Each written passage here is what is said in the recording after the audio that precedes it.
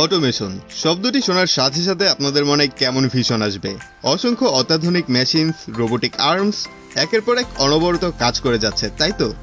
Yes, টেকল্যাব Bangladesh কর্মরত রয়েছে এমনই একটি ফার্মাসিউটিক্যাল ফ্যাক্টরিতে। চায়না থেকে আসা অত্যাধুনিক এই মেশিনসগুলো করা হয়েছে ইনস্টলেশন অ্যান্ড ট্রাভেল শুটিং। আমি শরীফুল ইসলাম রাজপুত এখন আপনাদের ক্রমান্বয়ে দেখাবো এখানে ঘটে চলা অটোমেশনের অত্যাধুনিক ব্যাপারগুলো। So let's get started.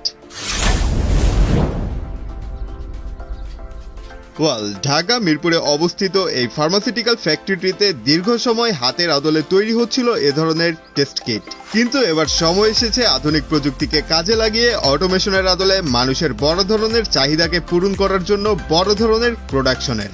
কিটগুলো assemble থেকে শুরু করে প্যাকেজিং অবধি পুরোটাই ছিল অটোমেশনের আদলে। চলুন এক নজরে দেখে নেওয়া যাক এখানকার সম্পূর্ণ প্রসেসটি। প্রথমেই মেশিনটি এইচএমআই এর মাধ্যমে স্টার্ট করার পর কার্যক্রম শুরু হয় মেশিনটিতে কিটের দুপাশের কভারগুলো প্রবেশের মধ্য দিয়ে, যা প্রবেশ করিয়ে থাকে দুপাশে থাকা দুজন ব্যক্তি।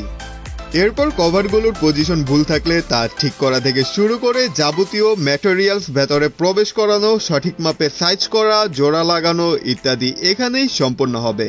আর এ ধরনের কাজে এখানে বিভিন্ন সেন্সরস, স্টেপার মোটরসের পাশাপাশি অধিক মাত্রায় ব্যবহৃত হয়েছে নিউমেটিক এনার্জি অর্থাৎ বাতাসের ব্যবহার। রয়েছে ছোট বড় বিভিন্ন নিউমেটিক এয়ার সিলিন্ডার। এছাড়া সলিনয়েড ভালভ এবং মেশিনস থেকে আসা সাউন্ড এখন আপনারা শুনতে পাবেন।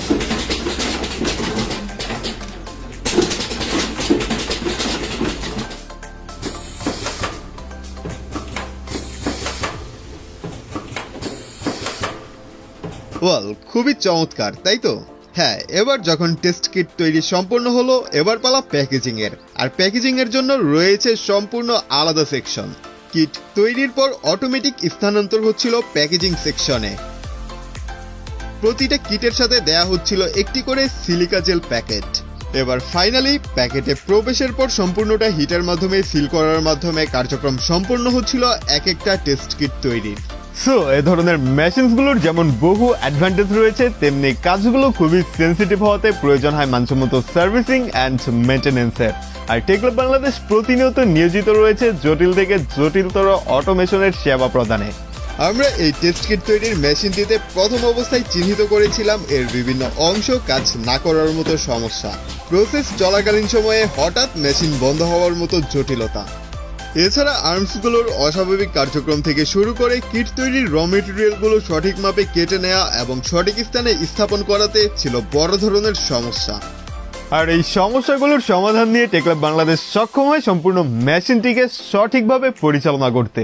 আশা করি এই ভিডিওটির মধ্য দিয়ে আপনারা অটোমেশনের এই ব্যাপারগুলো সম্বন্ধে, ফার্মাসিউটিক্যাল এ ধরনের মেশিনসগুলো সম্বন্ধে জ্ঞান অর্জন করতে পেরেছেন এবং সম্পূর্ণ ব্যাপারটি এনজয় করেছেন।